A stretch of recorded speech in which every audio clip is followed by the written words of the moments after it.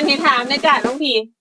เป็นยังแต่อันพาป้าปีนี่เพื่อให้เป็นประธานร่วมกันก็อีเขียวเอา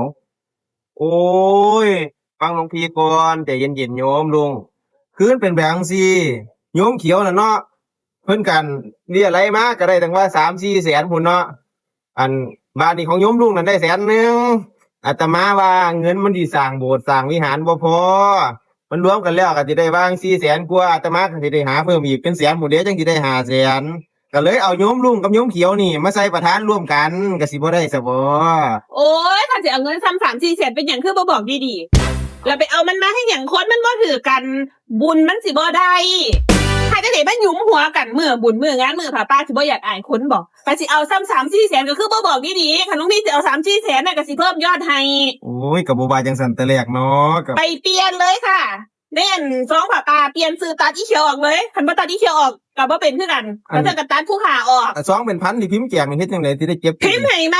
โอ้จ่ายค่าท้องให้พร้อมทางวัดบ่ต้องออกหยังอันเก่านี่สั่งโลขายเลยมโอ้คือแน่นอนแต่ว่าไม่ออกค่ำข่อยนี่แม่